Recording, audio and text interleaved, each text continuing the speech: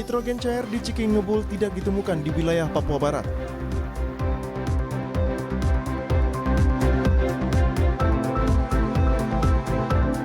Jelang HUT PI ke-168, masyarakat diminta untuk menjaga Kamtibmas.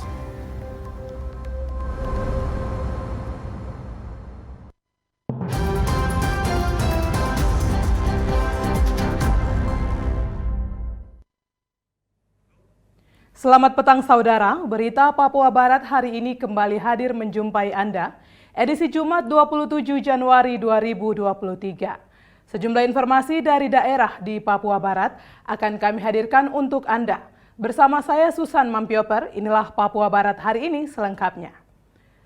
Saudara, awal tahun 2023, Biro Otonomi Khusus Setda Papua Barat melakukan sosialisasi rencana induk Undang-Undang Otonomi Khusus tahun 2023-2041 di Provinsi Papua Barat dan Papua Barat Daya. Memasuki tahun 2023, program prioritas Biro Otonomi Khusus Setda Papua Barat yang sudah berjalan yaitu sosialisasi Undang-Undang Otonomi Khusus Jilid 2 ke kabupaten kota di Provinsi Papua Barat dan juga Papua Barat Daya. Hal ini dilakukan untuk memberikan informasi lebih detail kepada masyarakat terkait dengan Undang-Undang Otonomi Khusus Jilid kedua. Abner Singgir, Kepala Biro Otonomi Khusus saat diwawancarai mengatakan, sosialisasi program Biro Otonomi Khusus dengan Undang-Undang Otonomi Khusus telah dilakukan langsung turun ke daerah dan juga disampaikan melalui media massa. Ditambahkan, otonomi khusus hadir untuk semua, sehingga Provinsi Papua Barat Daya yang masih berada di bawah Provinsi Papua Barat sebagai provinsi induk akan terus bersinergi dalam menjalankan program, terutama di bidang otonomi khusus yang berpihak kepada orang asli Papua. Papua Barat Daya masih baru. Ada program yang sudah merupakan program kita bersama, itu kita sosialisasikan. Tapi untuk terkait dengan sosialisasi lewat media-media, koran, elektronik sudah jalan. Sambil kita turun beberapa kabupaten sudah. Tapi nanti kalau dilihat pembatasan wilayah tinggal 7 kabupaten itu ya, jadi rencana kita. Kita menjawab terutama revisi undang-undang, sosialisasi peraturan pemerintah 106, 107 semua sudah jalan. Kalaupun nanti kalau pindah, nanti penyerahan resmi. Personilnya, asetnya, pegawainya semua diserahkan. Sosialisasi yang dilakukan yaitu Undang-Undang Nomor 2, kemudian turunan Peraturan Pemerintah 106 dan 107, Rencana Induk Undang-Undang Otonomi Khusus tahun 2023-2041. Sosialisasi Undang-Undang Nomor 2, kemudian turunan PP 106, 107, kemudian Rencana Induk Pembangunan Khusus 2023-2041. Sedangkan draft yang ketiga yang berikut ada rencana induk, itu draftnya sudah ada, tinggal kita tuangkan dalam peraturan daerah. Ya, sudah bahas dengan tim dari UNIPA. Kepala Biro Otonomi Khusus menegaskan sosialisasi Undang-Undang Otonomi Khusus sangat penting dilakukan agar semua masyarakat di tanah Papua mengerti tentang Undang-Undang Otonomi Khusus, terlebih khusus di Provinsi Papua Barat dan juga Papua Barat Daya. Jimmy Tabisu, TVRI Papua Barat, melaporkan. Upaya penurunan stunting di Kabupaten Manokwari, pemerintah Kabupaten Manokwari melalui instansi terkait dan tim penggerak PKK hari ini datangi distrik Manokwari Utara guna melakukan sosialisasi Pokja TPPS dan pendamping keluarga. Kami hormati Sosialisasi kelompok kerja tim percepatan penanganan stunting dan pendamping keluarga yang dilakukan oleh Dinas Pemberdayaan Perempuan, Perlindungan dan Keluarga Berencana bersama dengan tim penggerak PKK Kabupaten Manokwari. Sosialisasi yang berlangsung dibuka oleh Wakil Bupati Edi Budoyo, dihadiri Ketua Tim Penggerak PKK Nyonya Febelina Indo, Kepala Dinas DP3AKB Kabupaten Manokwari, perwakilan BKKBN Provinsi, perwakilan Dinas Kesehatan, Kepala Distrik dan tamu undangan lainnya. Wakil Bupati dalam sambutannya menyampaikan upaya penurunan angka stunting di Manokwari. Maka Bupati Manokwari telah mengeluarkan SK bagi tim pendamping keluarga dan juga kelompok kerja.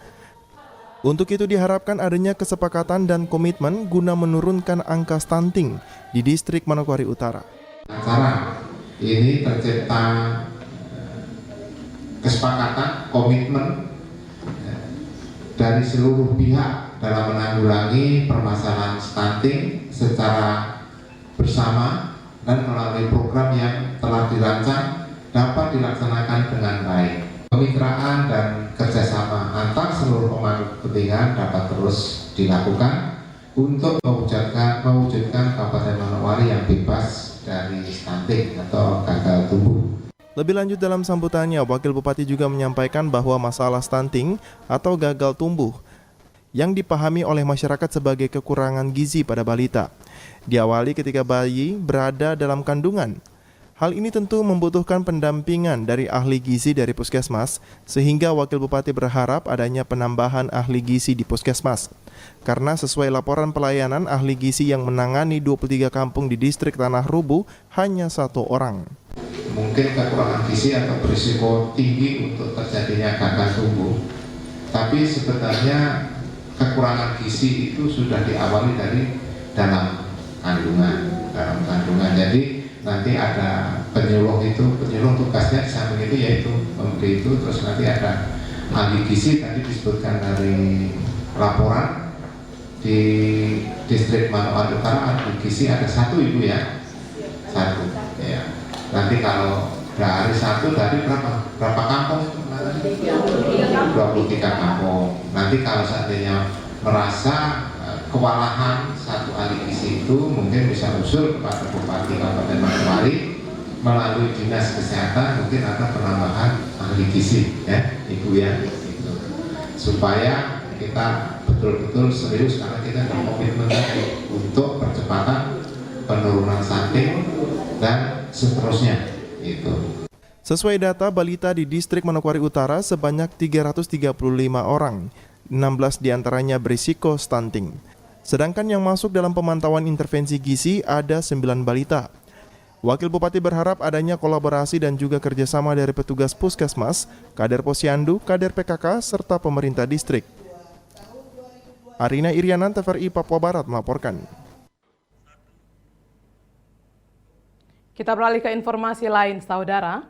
Jelang peringatan HUT Pekabaran Injil ke-168 tahun 2023 di Tanah Papua, Wakil Bupati Manokwari menghimbau seluruh masyarakat Manokwari untuk senantiasa menjaga keamanan dan kedamaian kota Manokwari.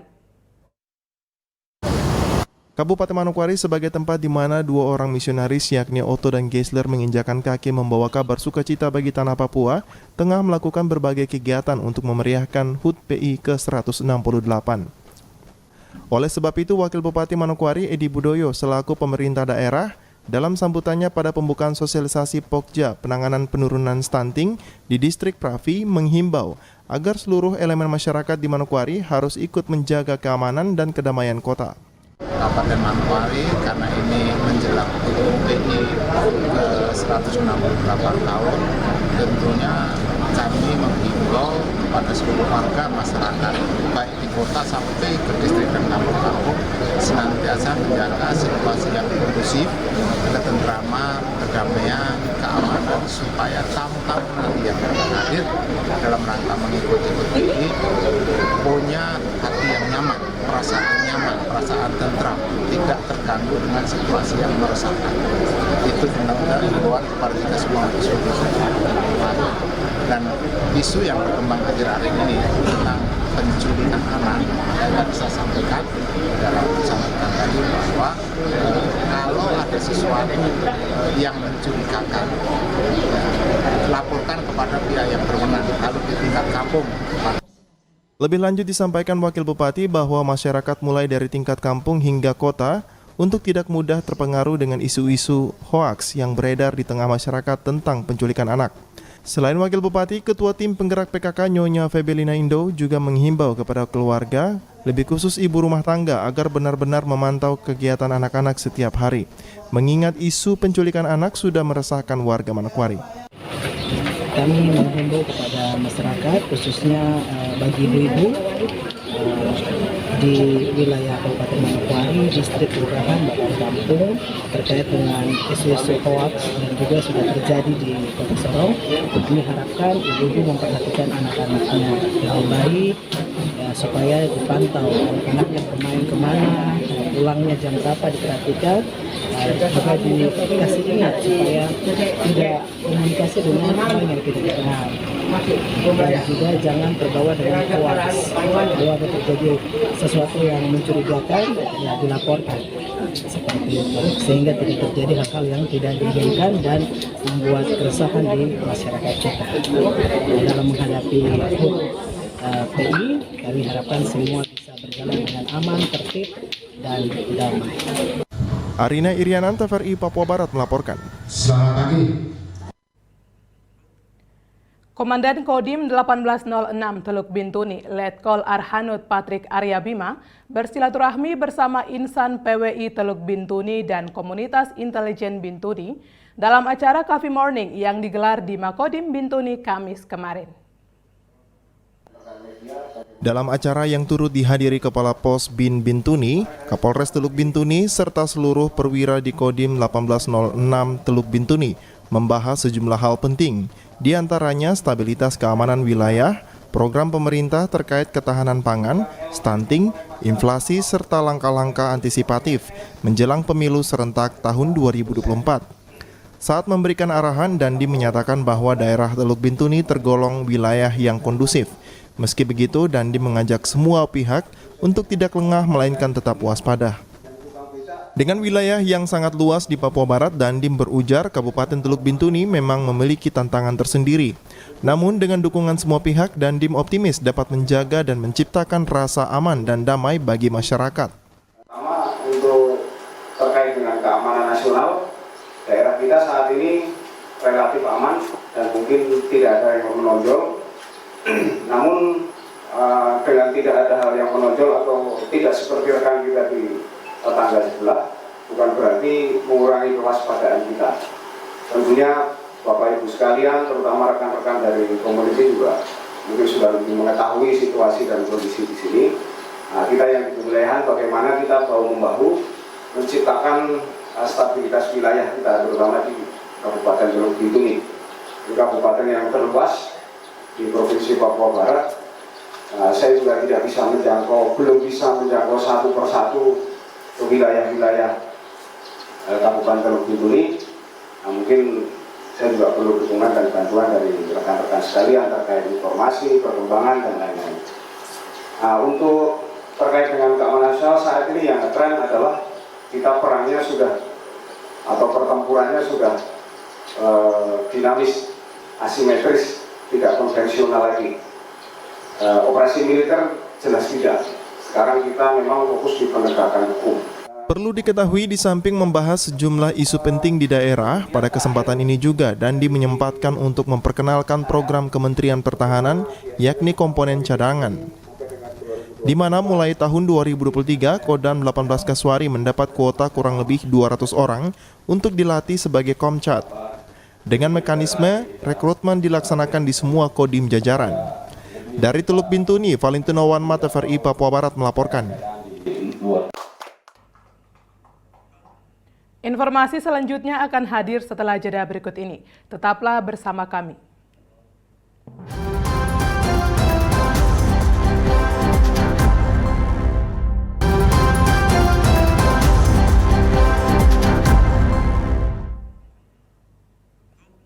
Terima kasih Anda masih bersama kami. Saudara, Badan Pengawasan Obat dan Makanan BPOM Manokwari menggelar pengawasan pasca munculnya kasus keracunan makanan akibat mengkonsumsi ciki ngebul yang mengandung bahan nitrogen cair beberapa waktu lalu di daerah Pulau Jawa. Mengantisipasi hal itu, Badan Pengawasan Obat dan Makanan BPOM Manokwari telah melakukan pengawasan pada kasus ciki ngebul atau penggunaan nitrogen cair pada makanan sejak awal Januari 2023 sampai saat ini di Kabupaten Manokwari dan beberapa daerah di wilayah Provinsi Papua Barat. Kepala BPOM Manokwari Mustafa mengatakan, untuk pengawasan di Papua Barat mereka juga telah melakukan koordinasi dengan Dinas Kesehatan dan pemerintah daerah maupun provinsi. Belum ditemukan penjualan ciki ngebul di wilayah Papua Barat. Beberapa laporan kasus itu di Jawa ya, terkait dengan ciki ngebul ini. Dan untuk pengawasan sendiri di Papua Barat, kita juga sudah koordinasi baik itu di level provinsi maupun di level kabupaten kota terkait dengan arah tidaknya Cikibul ya di wilayah Papua Barat ini. Dan hasil pengawasan kami dan laporan dari masing-masing dinas untuk di wilayah Provinsi Papua Barat ini tidak ditemukan untuk penjualan Cikibul ini. Jadi Cikibul ini ya ciki terus kasih nitrogen cair ya, yang namanya liquid nitrogen atau LN2 tersebut.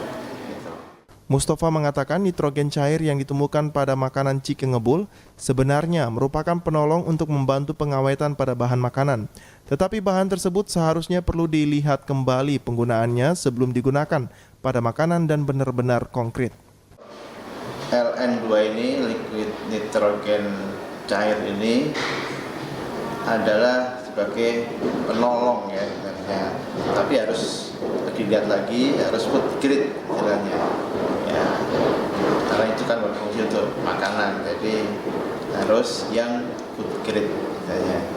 Nah, dari beberapa kejadian tersebut untuk sementara penggunaan daripada LN2 atau liquid nitrogen ini sementara untuk kehati-hatian ya, baik itu dari Badan POM maupun dari Kementerian Kesehatan, itu sementara dihentikan dulu. Dan untuk wilayah yang belum ada penjualan ya dengan liquid nitrogen ini untuk di KIE atau disondingkan supaya tidak menjual produk tersebut. Diketahui nitrogen cair juga digunakan sebagai refrigerant untuk pembekuan produk makanan, pendingin pada produksi alat elektronik, serta dalam dunia medis digunakan sebagai bahan utama prosedur terapi beku. Natalindo Kerewait TVRI Papua Barat melaporkan. Saudara, informasi berikut berasal dari Kelurahan Padarni. Mahasiswa KKN tematik Program Studi Manajemen Sumber Daya Perairan Universitas Papua pada Kamis kemarin 25 Januari gelar pelatihan pengolahan produk perikanan pentolan ikan tuna bersama Mama-Mama Papua Kompleks Anggrem Kelurahan Padarni, Kabupaten Manokwari. Kuliah Kerja Nyata KKN semester genap 2022-2023 merupakan mata kuliah yang wajib diselesaikan oleh mahasiswa strata 1 di Universitas Papua. KKN tematik yang diikuti oleh mahasiswa Fakultas Perikanan dan Ilmu Kelautan, Program Studi Manajemen Sumber Daya Perairan. KKN dilaksanakan untuk membantu memberdayakan masyarakat melalui program-program yang sudah direncanakan oleh mahasiswa. Selain itu, sebagai bentuk pengabdian perguruan tinggi Universitas Papua kepada masyarakat melalui mahasiswa. Salah satu program yang dilaksanakan kemarin adalah pengolahan produk perikanan pentolan ikan tuna kepada Mama-Mama Papua yang berada di Kompleks Anggrem RW 01 RT 04 Kelurahan Padarni, Manokwari. Oke, KKN yang dilaksanakan pada semester 2022-2023 ini merupakan mata kuliah yang wajib diselesaikan oleh mahasiswa strata 1 di Universitas Papua ini. Nah, mereka melaksanakan KKN ini untuk berinteraksi dengan masyarakat, ya, untuk membantu memberdayakan masyarakat dengan program yang mereka rencanakan. Nah, ini merupakan juga salah satu bentuk pengabdian perguruan tinggi Universitas Papua kepada masyarakat melalui mahasiswa. Nah, yang sekarang dilaksanakan ini adalah KKN tematik. Nah, KKN tematik ini dilaksanakan oleh program studi Manajemen Sumber Daya Perairan Fakultas Perikanan dan Ilmu Kelautan. Kenapa ada KKN tematik ini? Karena sebenarnya ini untuk membantu mahasiswa yang alih jenjang dan mereka sedang melaksanakan bertugas dan hanya izin belajar. Jadi mereka tidak bisa melaksanakan KKN di luar atau yang jauh dari kantor mereka. Ini salah satu yang bisa dilakukan oleh prodi ini. Nah, salah seorang pelatih demo pembuatan pentolan ikan tuna, Natalia Marini, mengucapkan terima kasihnya kepada mahasiswa KKN karena dapat mengetahui proses pembuatan pentolan ikan tuna dari proses awal hingga akhir. Karena selama ini mereka sebagai peminat makan bakso, tetapi belum tahu cara pembuatan pentolan seperti apa. Baik, kami ibu-ibu di Anggrem, kami berterima kasih untuk mahasiswa KKN, khususnya di kami di Anggrem sini. Hari ini kami bisa tahu bagaimana proses pengolahan pembuatan pentolan dari proses awal sampai kami bersyukur karena selama ini kami sebagai peminat makan bakso, cuma kami tidak pernah tahu cara pembuatan pentolan itu seperti apa. Berbagai rencana kegiatan yang akan dilaksanakan oleh mahasiswa KKN ini adalah pengolahan produk-produk perikanan, pembersihan sampah laut di pesisir pantai Anggrem atau Sawaibu, pembersihan lingkungan, pendidikan baca tulis bagi anak-anak, dan kegiatan keagamaan. Ya, baik KKN yang kami lakukan di RT 01 dan RT 04 Anggrem Kabupaten Tabarni mulai dari tanggal 17 Januari sampai berakhir tanggal 1 Maret kita penarikan kembali ke Universitas Negeri Papua. Dalam KKN ini kita KKN tematik dengan kami dari program studi manajemen sumber daya perairan. Di sini kami lebih pada bidang kami terutama perikanan.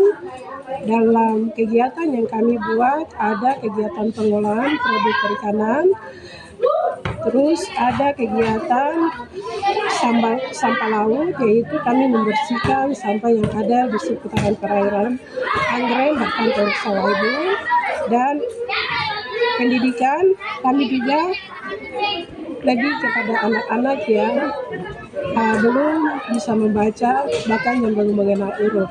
KKN tematik oleh mahasiswa program studi manajemen sumber daya perairan di Kompleks Anggrem berlangsung sejak tanggal 17 Januari dan akan berakhir tanggal 1 Maret 2023 mendatang. Maria Talim Bekas, TVRI Papua Barat melaporkan. Saudara, Persekutuan Anak dan Remaja PAR GKI Klasis Manokwari pada momentum HUT Pekabaran Injil di Tanah Papua ke-168 tahun 2023 tidak melakukan kegiatan seperti yang dilakukan oleh Pemda dalam menyambut HUT Pekabaran Injil. Berikut informasi lengkapnya untuk Anda. Demikian hal itu disampaikan Koordinator Seksi PAR Klasis Manokwari Regina Wotoi di sela-sela ibadah pembukaan pelayanan Persekutuan Anak dan Remaja PAR GKI Klasis Manokwari. Regina mengatakan di tahun ini PAR Klasis Manokwari mengikuti program yang telah diturunkan melalui jemaat-jemaat, sehingga tidak ada kegiatan yang dilakukan. Mengingat kepanitiaan HUT Pekabaran Injil ke-168 tahun 2023 di Tanah Papua terpusat di Klasis dan seluruh unsur, mulai Persekutuan Kaum Bapak, Persekutuan Wanita, dan Persekutuan Anak Muda mengacu dalam jemaat mereka. Di tahun ini PAR Klasis Manokwari mengikuti program yang diturunkan oleh KP2J melalui jemaat-jemaat. Jadi untuk kegiatan kami di 5 Februari itu kami kembali ke jemaat masing-masing. Tidak ada kegiatan tingkat klasis yang dilakukan, mengingat kepanitiaan itu terpusat baik di Kabupaten Manokwari, di Provinsi Papua Barat, maupun di Klasis. Sehingga kami dari jemaat langsung mengikuti kegiatan tingkat jemaat yang dilaksanakan untuk 4 unsur yang ada di semua jemaat yang ada di Klasis. Sebagai Koordinator Seksi PAR Klasis Manokwari, Regina mengaku bangga Pulau Mansinam ada di Manokwari, dan dari sini awal mula Pekebaran Injil dilakukan. Natalindo Kerewaya TVRI Papua Barat melaporkan. Informasi tadi sekaligus menutup jumpa kita pada Papua Barat hari ini, edisi Jumat 27 Januari 2023. Mewakili seluruh kerabat kerja yang bertugas, saya Susan Mampioper undur diri dari hadapan Anda. Terima kasih atas kebersamaan Anda dan sampai jumpa.